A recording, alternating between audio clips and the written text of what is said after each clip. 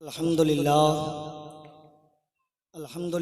नहमदुहु व नस्तईनुहु व नस्तगफिरुहु व नुमिनु बिही व नतवक्कलु अलैहि व नऊज़ु बिल्लाहि मिन शुरूरि अनफुसिना व मिन सय्यिआति अअमालिना मन यहदिहिल्लाहु फला मुदिल्ल लहु व मन युद्लिलहु फला हादिय लहु व नशहदु अन ला इलाहा इल्लल्लाह वहदहु ला शरीक लहु व नशहदु अन्ना सय्यदना मौलाना मलजाना मावाना मुहम्मदिन बारिक सल्लल्लाहु व सलामन अलैका या रसूल अल्लाह सल्लल्लाहु तआला अलैहि वसल्लम। अऊज़ु बिल्लाहि मिनश शैतानिर रजीम बिस्मिल्लाहिर रहमानिर रहीम।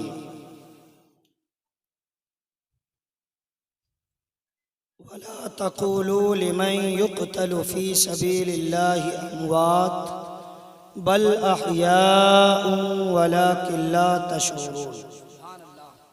सदक़ल्लाहुल अलीयुल अज़ीम। आइए अक़ीदत व मोहब्बत की भरपूर तवानाइयों के साथ अल्लाह के पैगम्बर साहिबे इन्ना आतैना कल कौसर, हम उम्मतियों के रहबर, मदीने के ताजदार, दोनों आलम के मालिक व मुख्तार, नाइबे परवरदिगार अहमद मुज्तबा मोहम्मद मुस्तफ़ा आक़ाए दो जहां सल्लल्लाहु तआला अलैहि वसल्लम के बारगाहे गौहरबार में मोहब्बतों की थाली में दरूद पाक की डाली सजाकर पेश करें। पढ़िए बावाज़ बुलंद दरूद पाक। अल्लाहुम्मा सल्ली अला सय्यदना शफीना हबीबना मौलाना मोहम्मद बारिक सल्लल्लाहु अलैहि वसल्लम। गुज़श्ता रात मुझे मेदिनीपुर में इमाम हुसैन के हवाले से बोलना था, वहाँ से बोल के आपके यहाँ फिर आने वाले कल में मुझे दूसरी जगह खिताब करना है। कोशिश ये रहती है कि खुलूस लिल्लाहियत के साथ अल्लाह की रज़ा के वास्ते बस दीनी शरई मजहबी इस्लामी जो पिंदो नसाए और गुफ्तगू आपके खूबसूरत दहलीज तक पहुँचाने का काम करूँ। हुजूर मुजाहिद मिल्लत रहमतुर रिज़वान के दयारे मोहब्बत में कई बरसों तक रहकर आपके घर का दाना नहीं, मुजाहिद मिल्लत का सदका खाने का मौका नसीब हुआ। आप तमामी हजरात को बहुत हद तक मैं जानता हूँ और ये हमारा घर आंगन रहा है। मुझे मुख्तसर में बोलना है, फिर आगे सफ़र जारी रहेगा। बस बग़ैर किसी ताख़ीर के हम शुरू होते हैं। आप लोग अगर सुनना चाहते हैं तो 5 बार 10 बार नहीं, मोहब्बत से एक बार दोनों हाथों को हवा में लहराएं, बोले या हुसैन। निराली शान से करबल को जा रहे हैं हुसैन, निराली शान से करबल को जा रहे हैं हुसैन। नबी की दी के लिए सर कटा रहे हैं हुसैन। निराली शान से करबल को जा रहे हैं हुसैन, नबी की दी के लिए सर कटा रहे हैं हुसैन। और हर एक नबी ने पढ़ा जिस रसूल का कलमा, हर एक नबी ने पढ़ा जिस रसूल का कलमा, उसी रसूल का कलमा बचा रहे हैं हुसैन। हर एक नबी ने उसी रसूल का कलमा बचा रहे हैं। हर एक नबी ने पढ़ा जिस रसूल का कलमा, उसी रसूल का कलमा बचा रहे हैं हुसैन। अल्लाह रब्बुल इज़्ज़त की किताब कुरान पाक से हमने एक आयत आपके सामने पढ़ने का शरफ हासिल किया। तर्जुमा से आप बहुत हद तक वाकफियत रखते हों, इसलिए कि बार बार पढ़े लिखे लोगों का इलाका है, खिताब सुनने का मौका मिलता रहता है। मुहर्रमुल हराम का महीना है। मुहर्रम का चांद नज़र आते ही हर जगह इमाम हुसैन के नाम का नारा लगने लगता है। और आज तो 10वीं मुहर्रम की शब है, एक ही मुहर्रम से लोग इमाम हुसैन के जिक्र में लग जाते हैं।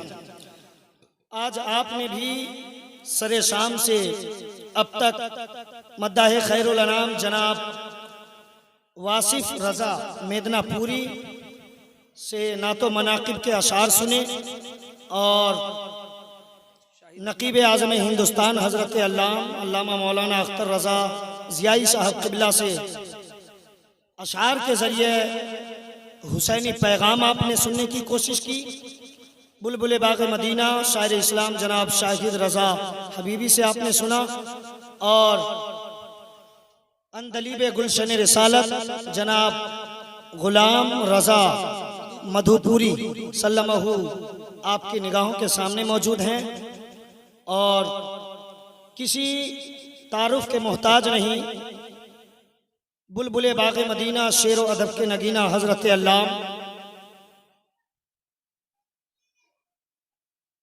अल्लामा मौलाना नकीब अहले सुन्नत इलियास फैज़ी साहब क़िबला से आपने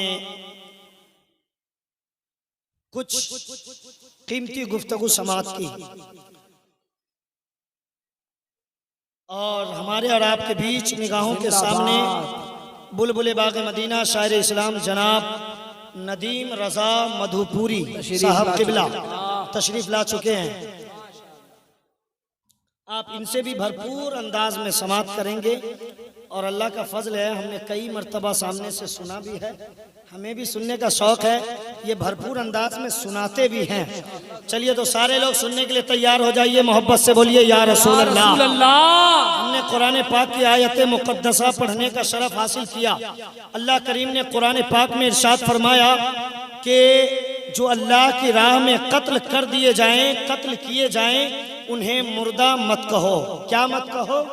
उन्हें मुर्दा मत कहो। वला किल्ला तशऊरून। आखिर में अल्लाह रब्बुल इज्जत इशारा फरमा रहा है, तुम इसको समझ नहीं सकते, तुमको इसका शऊर नहीं है, तुम्हारे पास इतनी अक्ल नहीं है कि तुम समझ सकते। बहरकैफ तफसीर इब्न कसीर, तफसीर कुर्तबी का जब मुताला करेंगे तो ये बातें खुलकर रोज़े रोशन की तरह आया ज़ाहिर व बाहिर हो जाती है कि दूसरी जगह अल्लाह रब्बुल इज्जत ने इरशाद फरमाया, वला तहसबन्नल लदीना कुतिलू अमवाता बल अहयाउन इंद रब्बिहिम युरज़क़ून। यहाँ वहमो गुमान से भी बचने के लिए मना किया गया और ये तालीम दी गई कि नबी अपनी कब्र में जिंदा है। कौन जिंदा है? नबी अपने कब्र में जिंदा है, शोहदा अपनी कब्र में जिंदा है, औलिया अपनी कब्र में जिंदा है।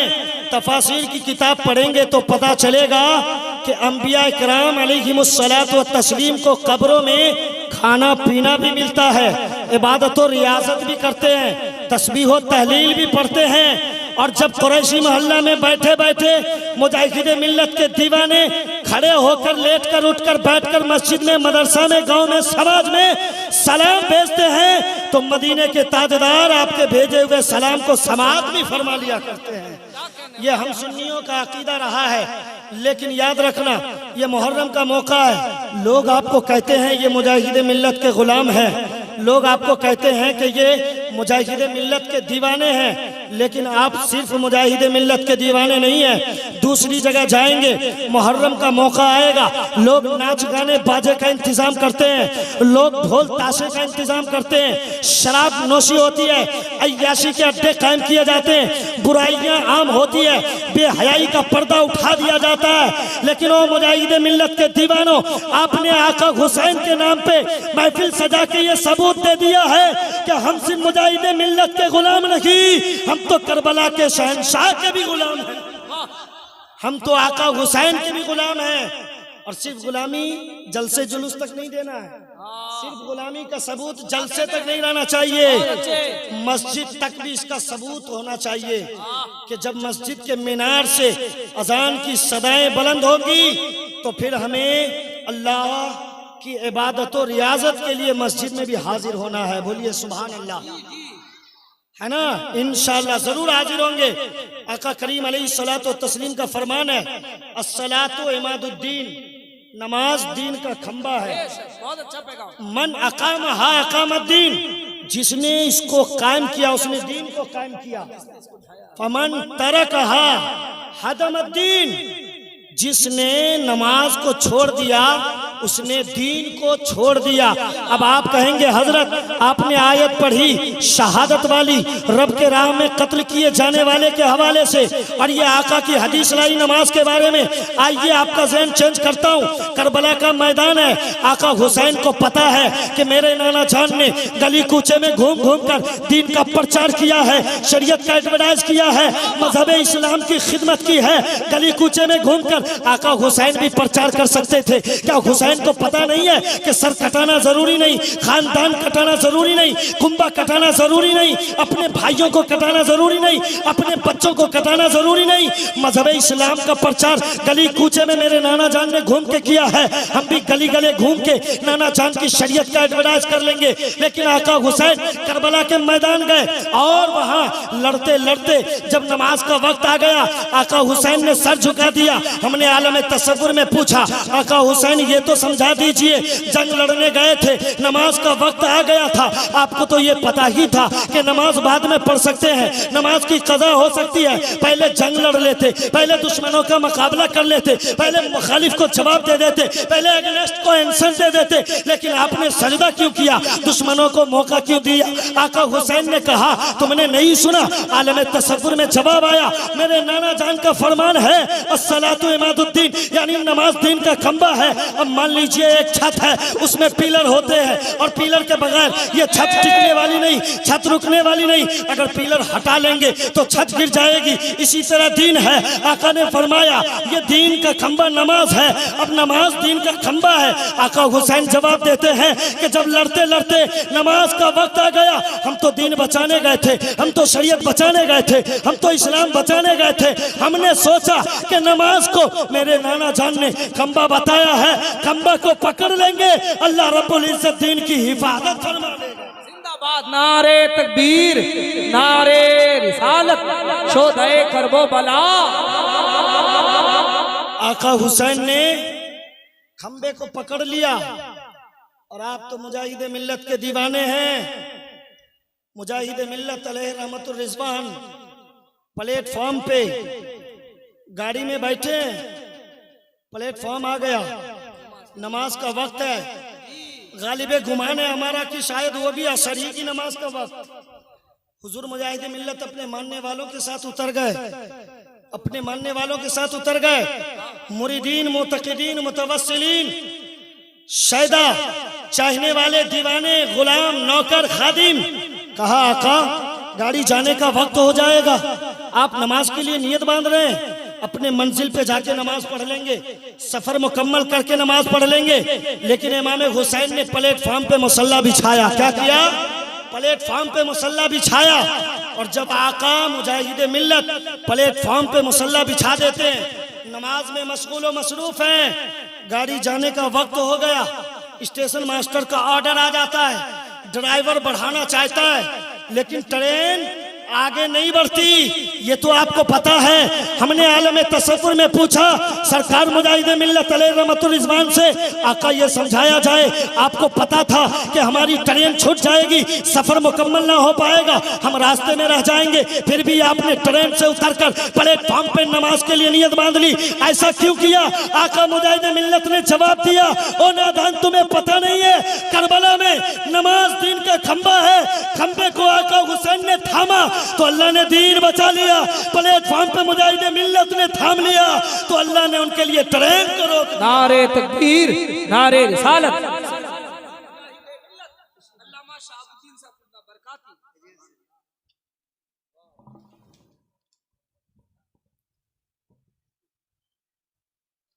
स्टेज पर मोतबर, मोतमद, मुस्तनद उलमा इकराम का नूरानी काफिला मौजूद है और सारे लोग नदीम भाई को सुनने के लिए बहुत बेकरार हैं। चलिए, हमें भी सुनने का शौक है और नात खानी सुननी भी चाहिए, अच्छी बात है। लेकिन उससे पहले चंद मिनट गुफ्तगू। मुजाहिद मिल्लत ने नमाज के लिए नियत बांधी। करबला में नमाज के लिए नियत बांधने, नमाज सजदे में जाने से अल्लाह ने दीन बचा लिया। और मुजाहिद मिल्लत ने प्लेटफॉर्म पे नियत बांध ली तो अल्लाह ने ट्रेन को रोक दिया। कुछ लोगों का ऑब्जेक्शन है कि आका हुसैन चले, कहां से?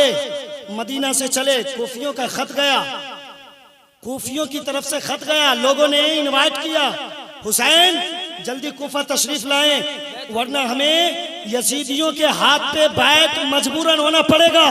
आप आइए, हमें आपके हाथ पे बैत होना है। हम आपके दीवाने हैं, हम आपके नौकर हैं, हम आपके गुलाम हैं। आका हुसैन मदीना से चले। दुश्मनों का भी खत जा रहा है, अपनों का भी खत जा रहा है, खुतूत के अंबार लग गए, लेटर भर चुका है। इमाम हुसैन मदीना से चले, आका की बारगाह में गए, हाजिरी दी, फातिहा पढ़ा, नाना जान से इजाजत चाहिए। फिर अपनी अम्मा जान सैयदा आबिदा ताहिरा फातिमा ज़हरा की कब्र अनवर पे गई, इजाजत तलब किया। उसके बाद चले मक्का की तरफ। जब मक्का मुअज़्ज़मा पहुंच गए तो फिर खुतूत ज्यादा आने लगे। इमाम हुसैन ने बैठकर डिसाइड किया कि कौन सा रास्ता इख्तियार किया जाए। तो मुस्लिम बिन अकील को भेजने का रास्ता तय पाया कि इन्हें भेजकर पहले हालात की इंक्वायरी करवा ली जाए, पता लगा लिया जाए कि कूफा में कैसा माहौल है। मुस्लिम बिन अकील आए, किताबों में रिवायत है कि दोनों बच्चों के साथ आए, बीवी और बेटी को छोड़ के आए, लेकिन कहीं कहीं पर रिवायत में मना भी किया गया है। बरकैफ मुस्लिम बिन अकील आए, और जब लोग मुस्लिम बिन अकील के हाथ पे कतार दर कतार, चौक दर चौक मुरीद होने लगे, बायत होने लगे, उनके दामन से वाबस्ता होने लगे, यजीदियों की झुरमट में खलबली मच गई। फौरन बशीर नामी गवर्नर था कूफा में, चेंज करने को बोला गया। पहले बशीर को ऑर्डर किया गया कि मुस्लिम बिन अकील को पकड़ के मौत के घाट उतरवा दिया जाए, लेकिन बशीर के दिल में अहले बैत अतहार की मोहब्बत थी, उसने मना किया। इब्ने ज़ियाद के ऑर्डर से अब गवर्नर चेंज किया गया, उसने मुस्लिम बिन अकील को पकड़ के और उसी अहाते के छत के ऊपर ले जाकर उसे शहीद कर दिया गया। दोनों बच्चों का वाकया। उसके बाद वहब कल्बी आता है, जिसके शादी के अभी 15 दिन गुजरे हैं। अपनी माँ से इजाजत ली, अपनी अहलिया से इजाजत तलब किया, मैदान करबला में उतर गए और आका हुसैन के नाम पे जान की बाजी लगा दी। उसके बाद नन्हे अली असगर आ जाते हैं और उनकी माँ ने कहा इमाम हुसैन से कि मेरा छोटा सा बच्चा सीने का दूध खुश्क हो चुका है, खेमे में सारे लोग प्यासे हैं, आका हुसैन कुछ तो पानी का इंतजाम कर दिया जाए। नन्हे असगर को गोद में लिए आका हुसैन चले दुश्मनों के सामने। सोचा कि चेहरा दिखाऊंगा, उन्हें तरस आ जाएगा, वो पानी अवेलेबल कर देंगे, वो पानी अता कर देंगे, वो पानी दे देंगे, वो पानी मुहैया कर देंगे। इमाम हुसैन बच्चे को लेकर यजीदियों के सामने पहुंचे, कहा ओ दुश्मनों, मेरे नाना जान की शरीयत पे चलने का वादा भी करते हो, शराब नोशी को आम भी करना चाहते हो, गाने बाजे को जायज भी करना चाहते हो, ढोल ताशे को रवा भी जानते हो। इसी के खिलाफ तो झगड़ा था क्या झगड़ा? यजीद भी कलमा पढ़ने वाला, नबी को मानने वाला, लेकिन शरीयत में दखल अंदाजी करना चाहता था और वो जो है आमेजिश करके शरीयत चलाना चाहता था, अपने आप को खलीफा बनाना चाहता था। वो चाहता था कि दीन के साथ शराब भी जायज हो, ढोल ताशा भी जायज हो, गाना बाजा भी जायज हो। इसी के खिलाफ इमाम हुसैन थे। करबला के मैदान में नन्हे अली असगर को ले गए, पानी नहीं मिला, दुश्मनों ने तीर से अटैक किया, हमला किया। नन्हे अली असगर के गर्दन में हुलकूम पे तीर लगती है, खून का फव्वारा जारी हो जाता है। इमाम हुसैन पाक के चेहरे पे खून का फव्वारा पड़ता है। आका हुसैन लेकर वापस लौट जाते हैं। उधर से उम्मे रुबाब ने कहा हुसैन क्या बात है, मेरे बच्चे की रोने की आवाज बंद हो गई है, लगता है मेरे बच्चे को पानी मिल गया है, लगता है मेरे बच्चे की प्यास बुझ गई है। आका हुसैन ने कहा घबराने की जरूरत नहीं है बेगम, अब ये नन्हा अली असगर कभी तुमसे पानी ना मांगेगा, कभी दूध ना मांगेगा। अल मुख्तसर 18 साल के अली अकबर आ जाते हैं। अब्बा जान, अब हमें करबला के मैदान में जाने की इजाजत दी जाए। जवान बेटा बाप कहता है, इमाम हुसैन पाक कहते हैं कि बेटा मेरी हिम्मत जवाब दे चुकी है, जा खेमे के अंदर माँ बहनों से इजाजत ले लो। और जो अली अकबर खेमे के अंदर जाते हैं, जाने के बाद इजाजत तलब किया, तलब करने के बाद मैदान करबला में निकल पड़े, दुश्मनों के झुरमुट में घुस गए। और रिवायत आती है कि अली अकबर इमाम हुसैन के बाद ऐसे शख्स हैं जिन्होंने करबला के मैदान में यजीदियों के साथ सबसे ज्यादा मुकाबला किया। इमाम हुसैन के बाद अली अकबर लड़ते रहे, दुश्मनों का खात्मा होता रहा। अचानक प्यास की तपिश, प्यास की शिद्दत बढ़ गई। वो चले आए खेमे के करीब। खेमे के अंदर अली अकबर की वालदा आका करीम अलैहिस्सलातो तस्लीम का जुब्बे मुबारक पकड़ के दुआएं कर रही थी कि या अल्लाह मेरे बेटे अली अकबर को एक बार खेमे तक वापस ला दे ताकि मैं उसका जी भर के दीदार कर सकूं, जी भर के उसका चेहरा देख सकूं। इधर शहरबानो जाती है, कहती हूँ मेरे बाप क्या कर रही हो? उन्होंने जवाब दिया कि मैंने सुना है आका का लिबास पकड़ के अगर कोई दुआएं करती है ना तो फिर अल्लाह रब्बुल इज्जत उनकी दुआओं को रद्द नहीं फरमाता, एक्सेप्ट और कबूल फरमा लेता है। शहरबानो पूछती है और बाप बता तो सही कि तू क्या दुआ कर रही है? तब उम्मे रोबाब कहती है कि हाँ मैं यही दुआ कर रही थी कि अल्लाह मेरे बेटे अली अकबर को एक बार खेमे के पास वापस भेज दे। शहरबानो कहती है उम्मे रोबाब घबराओ नहीं, अल्लाह ने तेरी दुआ को कबूल फरमा लिया है। खेमे के बाहर और अली खेमे के बाहर अली अकबर भी मौजूद है, इमाम हुसैन उनके सामने है। सब खेमे की औरतें निकल के आती है। अली अकबर को देखा, अली अकबर ने कहा मुझे प्यास की शिद्दत है, एक बूंद तो पानी नसीब हो जाए ताकि मेरा हौसला बढ़ जाए, ताकि मेरी सांस चलने लगे, ताकि मेरे हौसले में मजबूती आ जाए। इमाम हुसैन जो अब्बास अलंबरदार मशकीजा में पानी लेकर आ रहे थे, गिरा टूटा पड़ा था, उसी को गए छूते हैं और उंगली मार मार के सोचते एक बूंद भी अगर पानी नसीब हो जाए तो अली अकबर के मुंह में डाल दूं, लेकिन पानी नसीब ना हुआ। आखिरकार अपना जुबान अपनी जुबान अली अकबर के मुंह में आका हुसैन डाल देते हैं। वो जुबान अपनी जिस जुबान को मुस्तफा जाने रहमत चूसा करते थे बचपने के आलम में, इमाम हुसैन ने अपनी जुबान को अली अकबर के मुंह में डाल दिया और कहा बेटा ये वो जुबान है जो मेरे नाना जान मुस्तफा पैगंबर बचपने के आलम में चूमा भी करते थे, चूसा भी करते थे। अब तुझे पानी की जरूरत नहीं, इसी जुबान के बदौलत तेरे बदन में ताकत आ जाएगी। अली अकबर ने चूसने के बाद अपना सफर शुरू किया और गए यजीदियों के जुर्मट में। घुसने के बाद नतीजा ये होता है कि यजीदियों के जुर्मट में कोहराम मच गया, खलबली मच गई। आखिरकार अमर बिन साद घबरा गया कि ऐसे नहीं होगा, अली अकबर से मुकाबला ऐसे नहीं किया जाएगा।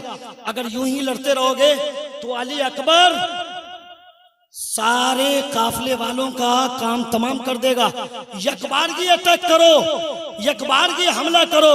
सारे लोगों ने मिलकर हमला किया। रिवायत में कहीं कहीं लिखा है कि अली अकबर के नाक काट लिए गए, मुस्ला किया गया, नाक काट लिया गया, कान काट लिया गया, बाजू काट लिए गए, आंखें निकाल दी गई और बूटी बूटी करके करबला के मैदान में फेंक दिया गया और घोड़े दौड़ा दिए गए। किसी रिवायत में ये वाकया इमाम कासिम के हवाले से है। बैरकैफ वाकया तो यही है कि नबी की शरीयत की खातिर करबला के मैदान में एक एक करके शहीद होते चले गए। अब्बास अलंबरदार का वाकया आपने बार बार सुना है, दोनों बाजू कट गए, अपने दांत में मशकीजा दबा लिया और उसके बाद जब दांत में मशकीजा दबाया दुश्मनों ने तीर से वार किया, आंख में लगी, आंख निकल के बाहर आ गई। फिर भी अब्बास ने हिम्मत हारने का काम नहीं किया। आखिरकार चारों तरफ से लोगों ने घेर लिया। अमर बिन साद ने यह ऑर्डर किया कि अगर अब्बास अलंबरदार मशकीजा भरा पानी लेके अपने खेमे तक चला गया तो हुसैनी काफले के अंदर ताकत आ जाएगी, उनसे मुकाबला करना बड़ा दुश्वार और डिफिकल्ट मुश्किल हो जाएगा। ये सोचकर सारे लोगों ने यकबारगी हमला किया, यहाँ तक कि मशकीजा भी टूट फूट गया, पानी सारा का सारा नीचे जमीन पे गिर पड़ा और अब्बास अलंबरदार जमीन पे गिरे पड़े हैं। आका हुसैन ने उठाया, अब्बास अलंबरदार ने आखिरी दीदार किया, आखिरी मर्तबा जियारत की। अब्बास अलंबरदार भी शहीद हो जाते हैं। नन्हे अली असगर को शहीद होते देखा, यहाँ तक के लाश उठाने का भी ढंग से मौका नहीं मिलता। जनाजा पढ़ना और दफनाना तो दूर की बात है, घोड़े दौड़ा दौड़ा कर सारे लाशों को करबला के तपती रेत पर रौंद दिया जाता। आखिरकार ओनो मोहम्मद भी आ गए, ये भी शहीद हो गए। इमाम कासिम भी आए इजाजत लेकर, वो इमाम कासिम जो हसन मुज्तबा के बेटे, जिनकी सगाई हुसैन की बेटी बीबी सकीना से हो चुकी थी। इमाम कासिम आए, आका से इजाजत लिया, करबला के मैदान में आ गए और अमर बिन साद पे नजर पड़ी तो अमर बिन साद ने क्या क्या पता है, एक अरसक पहलवान था, 12,000 दिनार मौत दे के उसे रखा गया था, बड़ा स्ट्रॉन्ग, ताकतवर। लेकिन पता है जब अल्लाह की गिरफ्त आती है ना तो बड़े बड़े शोरमा जवाब दे जाते हैं। अल्लाह की कुदरत के सामने किसी की नहीं चलती। मैं अपने वक्त से चल रहा हूँ, 5 से 6 मिनट 8 मिनट का वक्त हमारा बच गया है। मचल के बोले सुभान अल्लाह। इमाम कासिम इजाजत तलब करते आका हुसैन से। आका हुसैन ने फरमाया, कासिम तुम ही तो मेरे भाई की आखिरी निशानी हो, तुम तो रुक जाओ ताकि तुम्हें देख के भाई हसन की याद ताजा कर लिया करूं। लेकिन इमाम कासिम ने कहा, मेरे चचा जान मुझे जाने की इजाजत दी जाए, मेरे रहते रहते आपको तकलीफ होगी, ये मुझे गवारा नहीं। मैदान में उतर गए। अमर बिन साद ने कहा अरसक पहलवान से कि इससे मुकाबला करना आसान नहीं है, इससे जंग लड़ना आसान नहीं है, अरसक पहलवान तुम जाओ। उसने कहा, मैं इतना बड़ा पहलवान, हमें शोहरत हासिल है पहलवानी में, और मुझे भेजने की बात करते हो? इंसल्टी नहीं हो जाएगी, बेइज्जती नहीं हो जाएगी? पहले मेरे बेटे लोग हैं, बेटे जाएं, वो पहले मेरे बेटे का तो जवाब दे कासिम, उसके बाद मेरी बारी आएगी। बड़ा बेटा आया, इमाम कासिम ने काम तमाम कर दिया। दूसरा बेटा, तीसरा, चौथा। मैं थोड़ी जल्दी में चल रहा हूं अपने वक्त के हुदूद व कुयूद के एतबार से। अब देख लीजिए, चारों बेटों का काम तमाम हो गया। अमर बिन साद ने ललकार के कहा, अरसक मैंने तुम्हें कहा था कि तुम जाके मुकाबला करो, तुमने कहा कि हमारा बेटा मुकाबला के लिए काफी है, देखा तुमने क्या हुआ। अब अरसक पहलवान बड़े जोश और जज्बात में मैदान में कूद पड़े, घोड़े पे सवार होके। इमाम हसन मुजतबा के बेटे इमाम कासिम, जिनकी सगाई हो चुकी थी बीबी सकीना को, इसीलिए बीबी सकीना कहा जाता है। अब इमाम कासिम देखिए अक्ल से काम लेते हैं, कहते हैं और जो पहलवान, इतना बड़ा पहलवान हो के तूने जीन भी ठीक से टाइट नहीं किया, टेढ़ी टीन उल्टी जीन लगा लिया है, उल्टी जीन लगा लिया है। इतना सुनना था कि वो पहलवान घबरा गया कि ये तो हमारी बेइज्जती की बात है, हम इतने बड़े पहलवान और अभी तक जीन लगाने का भी हुनर मालूम नहीं। जो ही नजर का नीचे करना था कि इमाम कासिम ने एक तलवार चलाई और अरसक पहलवान जो बड़ा दमदार था उसका काम तमाम कर दिया। फिर उसके बाद अमर बिन साद के बदन में खुजलाहट पैदा हो गई, सारे यजीदी भेड़ियों को जमा किया और कहा एक बार में इमाम कासिम पे अटैक किया जाए। यकबारगी हमला किया गया और इमाम कासिम वहीं घोड़े के ऊपर सवार ही गर्दन लटक जाती है, जमीन पर नहीं गिरते। आका हुसैन उन्हें लेके आते हैं और आका हुसैन के गोद में इमाम कासिम की रूह कफसे उन सिरी से परवाज कर जाती है।